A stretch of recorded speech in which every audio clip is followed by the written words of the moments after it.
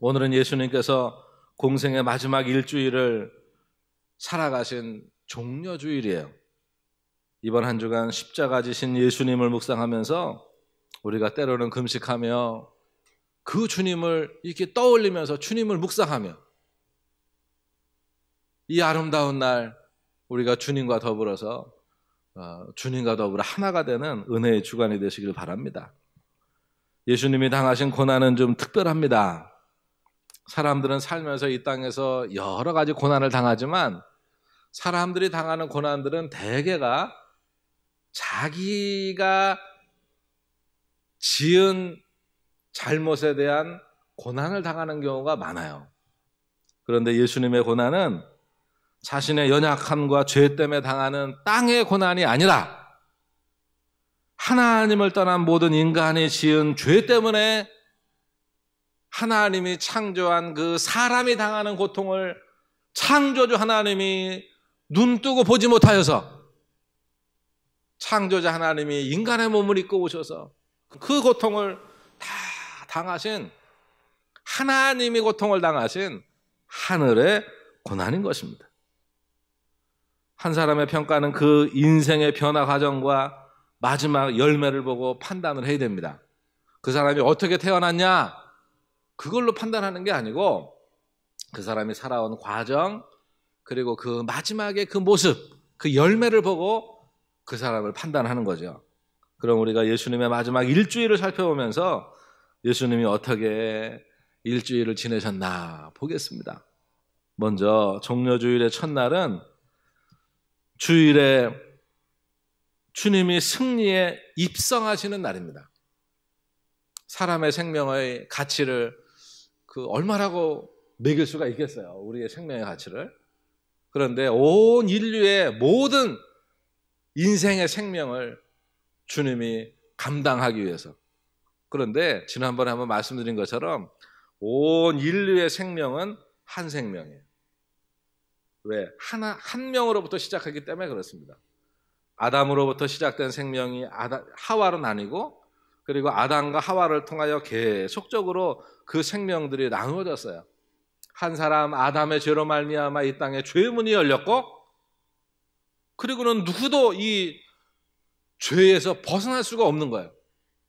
그런데 이 죄를 해결하기 위하여 하나님께서 인간의 몸을 입고 오신 그 사건이 예수님이 이 땅에 오신 성육신 사건입니다. 이제 예수님이 예루살렘 성에 입성하실 때 사람들은 기쁨으로 임금님을 모시듯, 그리고 개선장군을 모시듯 환영합니다. 호산나, 다윗의 자손으로 오시는 이여, 우리를 구원하소서, 영광 받으소서. 거리에 있는 종려나무 가지를 잘라서 바닥에 쫙 깝니다, 예수님이 가시는 그 길에. 그리고 자기들의 겉옷을 벗어서 예수님 그 위에 걸어가는 그 길 위에 놓습니다. 그 길을 예수님은 어린 나귀를 타시고 평화의 왕으로 들어오셨습니다. 둘째 날 월요일은 권위의 날입니다. 예수님께서는 열매 없는 무화과 나무를 저주하시지요. 성전에서 매매하는 자들, 예배를 훼손하는 자들, 그들을 내어 쫓으십니다. 여기서 열매 없는 무화과 나무는 유대교를 상징했습니다. 하나님이 사랑으로 그들에게 생명을 주셨고 말씀을 주셨고 은혜를 주셨건만 열매 없는 그들을 주님은 저주하시며 열매 있는 삶으로 돌이키라고 하시는 것입니다. 우리는 그 밑에 있는 기도를 통해서 이게 우리가 할 기도입니다, 이 시대에. 예수님, 같이 해보죠. 예수님, 내 마음에 오셔서 제가 바로 주님의 성전이 되게 해주시되 주님께서 어둠의 마음을 뒤집어 엎으셔서 열매 맺어드리는 참 성전이 되게 하여 주셔서. 셋째 날 화요일은 변론의 날입니다. 사탄은 예수님에 대하여 온갖 갖은 공세를 취합니다. 당시 종교 지도자들은 이 사단의 꾀임에 빼어서 어떻게 하면 예수를 죽일까? 민중들의 관심이 우리에게 있었는데 이제는 민중들의 관심이 예수에게로 향하고 있으니까 그 관심을 우리가 어떻게 빼앗아올까? 그들이 마지막에 합력했어요. 악한 일에.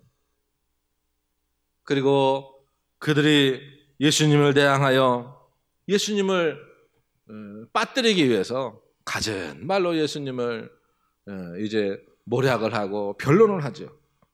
예수님은 그들의 질문에 대하여 지혜롭게 답변을 하시며 그들의 입을 막아버리십니다. 이제 죽음을 3일 앞둔 예수님의 마음은 민망했으며 탈진했으며 누구 하나 예수님의 그 마음을 알아주지 못해서 예수님도 위로가 필요하셨는데 누구도 예수님을 위로하는 자는 없었어요. 그러한 상황이 이제 이 3일째 화요일에 펼쳐졌습니다. 사탄은 이때 가룟 유다 마음속에 예수님을 팔 마음을 넣어줬고, 그리고 사탄은 유다로 하여금 그 마음을 다 붙잡게 합니다. 그리고 유다는 그때부터 예수를 팔려고 움직입니다. 넷째 날, 수요일은 침묵의 날입니다. 기도하시는 예수님을 보게 됩니다. 예수님은 예루살렘에서 베다니로 물러가셨어요. 그리고는 기도하십니다. 제자들을 위하여 기도하시고 사람들을 떠나서 주님은 이제 장차 주님이 당하실 고난과 그 십자가를 향하여 준비하시죠. 5번째 날 목요일은 고난의 날이고 민망의 날입니다. 주님이 말씀합니다. 내 마음이 민망하여 죽게 되었다. 유월절 만찬을 제자들과 하시며 제자들의 발을 씻기시며 제자들과 포도주와 포도주잔, 붉은 포도주잔을 나누며 이게 나의 피라, 나를 기념하라. 빵을 나누시며 이게 나의 몸이라. 그래서 앞으로 식사할 때마다 나를 기억하라. 주님이 말씀하시죠. 그리고는 겟세마네 동산에서 제자들과 더불어서 기도하십니다. 나를 위해 기도하자. 내 사역을 위해 기도해달라. 그리고 주님이 아버지여 내가 이 잔을 안 주면 안 될까요? 그러나 내 뜻대로 하지 마시고 아버지의 뜻대로 행하소서. 그리고는 주님이 이제는 가자. 그리고 자기를 잡으러 오는 무리를 향하여 나아가십니다. 그런데 제자들은 어떻게 했습니까? 주님의 심정은 헤아리지 못하고 누가 더 크냐? 다투는 제자들의 모습을 봅니다. 6번째 날, 5번째 날 끝저녁에 주님은 겟세마네 동산에서 기도하시고 그리고 그 새벽 잡히십니다. 6번째 금요일은 순환의 날입니다. 비애의 날, 말할 수 없는 고통의 날이죠. 제자들뿐만이 아니라 주님은 모든 사람들에게 외면을 당하셨습니다. 주님을 쫓아오던 제자들이 다 도망갔습니다. 그리고 많은 사람들이 주님을 향하여 비방합니다. 내가 과연 그리스도냐?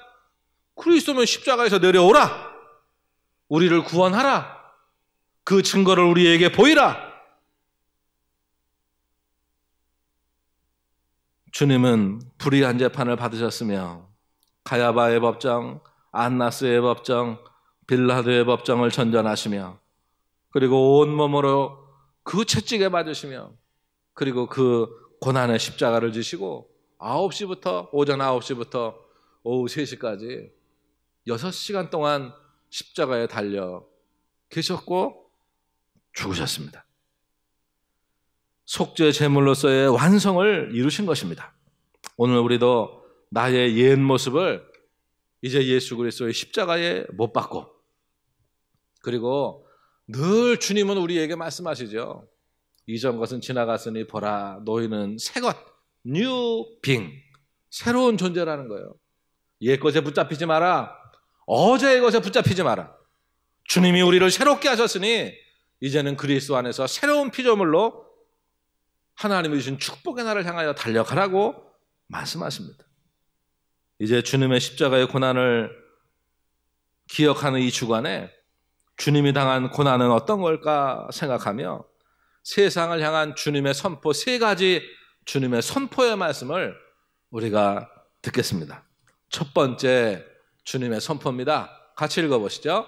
내가 십자가의 죽음으로 너의 죄를 사하고 너를 살리노라. 내가 십자가의 죽음으로 너의 죄를 사하고 너를 살리노라. 주님이 당하신 고난은 대속의 고난이셨습니다. 대속이라고 하는 말은 대신 내 죄를 용서해 주셨다. 내가 대신 갚아주면 그 사람은 없어지잖아요. 내 통장에 있던 게 이체되면 없어지잖아요. 없던 통장에 이체가 되면 있잖아요. 우리의 죄는 예수님 십자가로 이체됐습니다. 예수님의 그 생명이, 그리고 우리 하나님 자녀의 신분이 우리에게로 예수 그리스도를 내 안에 영접하며 이체가 됐습니다. 이것이 십자가의 사건이고 내가 예수님을 내 안에 영접하는 사건입니다. 예수 그리스도의 고난은 모든 인류의 범한 죄와 관계된 고난입니다.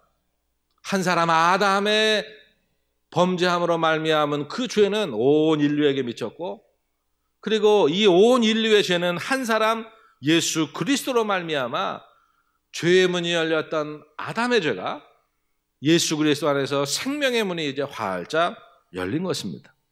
그래서 우리가 하나님을 예배하며 하나님을 아버지라, 예수 그리스도 그분이 나의 구원주시라, 이제는 성령 하나님이 내 안에 현존하시며 나와 함께 하시며 내가 하나님의 자녀로 살아간다 라고 하는 이 믿음이 우리에게 있는 것입니다. 주님의 당한 고난으로 모든 인류는 구원을 얻었습니다. 주님의 당한 고난으로 인하여 우리는 하나님의 자녀가 되었고 우리는 자유케 되었습니다. 이사야 53장 5절에 주님이 우리에게 주신 말씀 같이 읽어보죠. 그가 찔림은 우리의 허물을 위하며 그가 상함은 우리의 죄악을 인함이라. 그가 징계를 받음으로 우리가 평화를 누리고 그가 채찍에 맞음으로 우리가 나음을 입었도다. 주님이 아까 그 십자가에 탁 달려 계신데 채찍에 맞아서 온 몸이 막 이렇게 찢겨지고 그 핏자국에 온 몸이, 그 모습이, 그 얼굴이 내 얼굴이 겹쳐져야 됩니다. 그 십자가에 내 얼굴이 겹쳐져야 돼요. 그래야 내가 그리스도 안에서 예수 그리스도의 죽음이 나의 죽음이 되고 주님이 나를 변화시키시고 새롭게 하시는 은혜가 되는 것입니다. 십자가에서의 두 번째 예수님의 선포입니다. 같이 읽어보죠. 내가 십자가에서 세상의 불의를 담당하였다. 내가 십자가에서 세상의 불의를 담당했다고 하는 것입니다. 주님이 당하신 재판은 불의한 재판이었습니다. 모의된 재판이죠. 이 땅의 불의함들이 거기에 녹아 있습니다. 사람들은요, 죄를 만들어요. 침소봉대시킵니다. 없는 죄는 만들어서 뒤집어 씌웁니다. 그렇다고 단정을 합니다. 예수님을 죽이기로 마음먹고 재판을 합니다. 세상은 그 권력을 지키기 위해서 그들이 그토록 싫어했던 로마의 빌라도의 권력을 빌어서 예수를 죽입니다. 우리는 이번 4.15 총선에서 하나님의 자녀로서 하나님의 뜻이 이 대한민국에 이루어지도록 투표해야 합니다. 아까 우리가 광고 시간에 읽었던 것처럼 하나님을 부정하는 세력들이 이 땅에 얼마나 많아요. 하나님을 부정하니까 예배를 못 드리게 하잖아요. 네. 그리고 공산주의를 보십시오. 중국 공산주의와 북한 공산주의를 보세요. 그들과 똑같이 말하는 이들이 누군가, 그들과 연합하는 자들이 누군가, 우리는 보고 이 민족이 엉뚱한 방향으로 끌려가지 않도록 우리는 기도하며 선고해야 합니다. 선거가 잘못되면 그거는 또 우리가 당해야 됩니다. 그대로 당해야 돼요. 오늘날도 이런 고통을 당하는 이들이 얼마나 많습니까? 그런 재판을 예수님이 먼저 당하셨어요. AD 155년 2월 23일 서머나교회의 폴리캅 목사님이 그 당시에 안토니우스 피우스라고 하는 황제가 기독교인들을 박해할 때입니다. 그쪽 지역에서 아주 존경을 받던 이 폴리캅 목사님이 86세가 넘어서 이제 붙잡혀 원형 경기장에 장작을 쌓아놓고 그 십자가의 틀에, 화형대의 틀에 그를 묶으려고 합니다. 사람들이 말을 하죠. 워낙 존경받으며 살아서 폴리캅 목사님이 한 번만 나 예수님 모른다고, 나 예수님 부정한다고 한마디만 말씀하시면 우리가 목사님은 좀 살려주겠습니다. 그러니까 그때 폴리캅 목사님이 한 이야기입니다. 이미 86년간 그분을 섬겼으나 나에게 한 번도 고통을 준 적이 없었는데,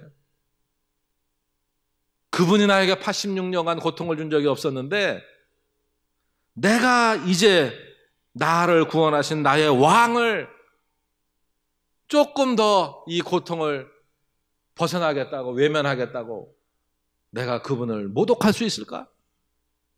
그리고는 그 십자가의 화형 담당했던 폴리캅 목사님, 지금도 서머나교회 성지순례 가보시면 크게 이렇게 그림으로 그려져 있는 역사예요.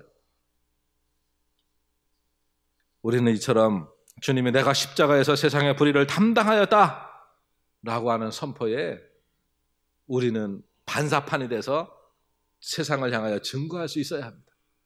세 번째 주님의 선포이십니다. 같이 봅니다. 내가 십자가에서 하나님의 뜻을 성취하였노라. 예수님은 십자가에서 하나님의 뜻을 성취하셨습니다. 주님이 당한 고난을 보면 로마의 세력 앞에 힘없이 죽은 예수처럼 보입니다. 그 예수님의 그 십자가 위에 이는 유대인의 왕이라 라고 하는 죄패, 정치적인 죄명이 쓰여져 있지만 되려 그것을 통하여 주님은 말씀하시죠. 나는 나의 죽음이 로마 세력 앞에 힘없이 죽어가는 것이 아니라 성부 하나님의 뜻을 성취하기 위함이요, 종려주일에 어린 나귀를 타고 이 땅에 오신 평화의 왕으로, 만왕의 왕으로 이 땅에 오신 예수 그리스도의 그 모습으로 하나님의 뜻을 이 땅에 성취하였다라고 하는 하나님의 모습입니다. 요한복음 10장 10절에 보면 선한 목자는 양을 위하여 목숨을 버린다 말씀하신 것이 성취요. 그리고 요한복음 12장 24절에 하늘의 밀이 땅에 떨어져서 쓰러지면 많은 열매를 맺는다. 고로 내가 죽음으로 말미암아 너희를 살리고 너희를 열매 맺고 이제는 너희가 이 땅에 예수 그리스도의 생명을 가지고 이 땅에 나아가는 작은 예수들이 되도록 하는 일을 위하여 내가 이 일을 성취하였다라고 말씀하는 것입니다. 주님이 우리에게 말씀하시죠. 요한복음 16장 5절로 7절 같이 읽어보겠습니다. 지금 내가 나를 보내신 이에게로 가는데 너희 중에서 나더러 어디로 가느냐 묻는 자가 없고 도리어 내가 이 말을 함으로 너희에게 마음에 근심이 가득하였도다. 그러나 내가 너희에게 실상을 말하노니 내가 떠나가는 것이 너희에게 유익이라. 7절 안 했어요? 너희에게 유익이라 말씀하세요. 이제 주님께서 십자가에서 7마디 말씀을 하시잖아요. 이제 우리는 알죠. 앞머리만 따니까 어떻게 됐습니까? 아오, 연하, 내다. 그 한번 7마디 말씀을 같이 읽어봅니다. 첫 번째 말씀, 아버지여 저희를 죄에서 사하여 주옵소서. 자기가 하는 것을 알지 못함이니이다. 두 번째 말씀, 오늘 내가 나와 함께 낙원에 있으리라. 세 번째 말씀, 여자여 보소서 아들이니이다. 보라 내 어머니라. 네 번째 말씀, 나의 하나님 어찌하여 나를 버리시나이까. 다섯 번째 말씀, 내가 목마르다. 여섯 번째 말씀, 다 이루었다. 일곱 번째 말씀, 아버지여 내 영혼을 아버지 손에 부탁하나이다. 이제 주님은 여섯 번째, 내가 다 이루었다, 성취하였다 말씀하십니다. 성부 하나님의 속죄의 사역, 하나님이 인간의 몸을 입고 이 땅에 오셔서 죽으시면서 우리를 살리시는 이 사역을 완성하셨다고 하는 것입니다. 이제 오늘의 말씀을 정리합니다. 사랑하는 하나님의 자녀들이여, 주님을 심판했던 불의한 세력들은 지금도 이 땅에 잔존하며 더 왕성하게 그 세력을 펼치는 것 같습니다. 그러나 우리는 이미 승리한 십자가의 증인들입니다. 예수님이 우리에게 말씀하신 것처럼 이제는 우리는 주님의 제자로 이 땅에 복음의 전도자예요. 예수님이 우리를 위해 죽으셔서 우리를 하나님의 자녀로 세우셨다. 우리는 자유하다. 죄의 권세가 나를 묶지 못한다. 사망의 권세가 나를 묶지 못한다.